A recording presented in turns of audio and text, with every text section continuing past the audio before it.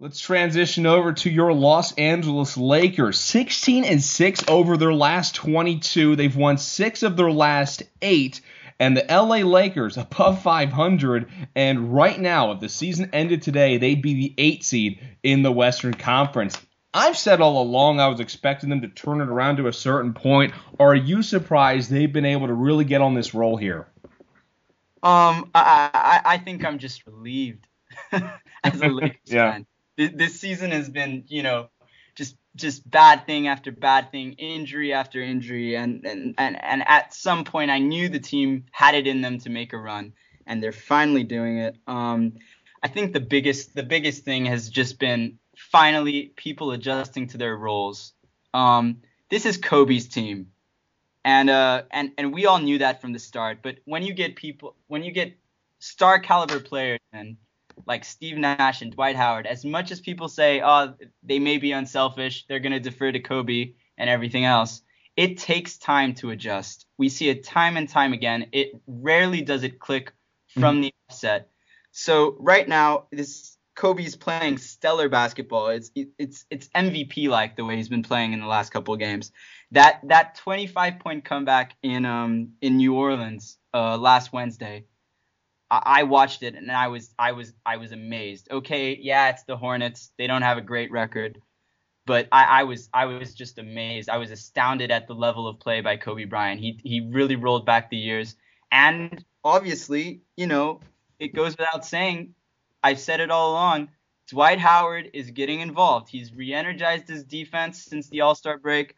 He's getting on the same page as Kobe. He knows his role, and Kobe leads them on offense. Dwight leads them on defense. It's as simple as that for these Lakers.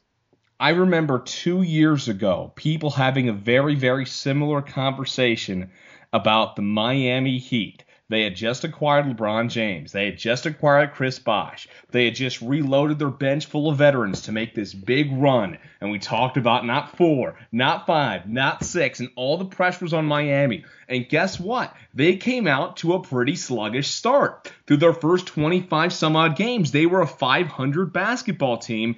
Then around this time of the year, it was a little earlier for them. They turned it around. A little earlier, yeah. It was a little earlier. It took longer for the Lakers, I think, because the personalities are different. I mean, let's be honest. The Heat colluded to play together. They wanted to play together. They wanted to make it work. They were going to do whatever it took, regardless of motivating factors, to get that done. The Lakers, it's a little different.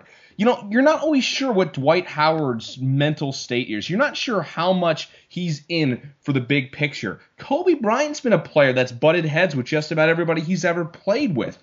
I don't think we expected the Steve Nash element to really be a problem, but his injuries have really made it tough for this team to get chemistry as well. So I think when you combine personality with injuries, I think we're seeing a version of the Miami Heat 2 years ago, a little less talented, but just taking a little bit longer to figure it out. And I think they are starting to figure it out. And what you've seen now over the last month of the season, I think is what we're going to see the rest of the way from the Los Angeles Lakers. But again, granted, that's that they stay healthy.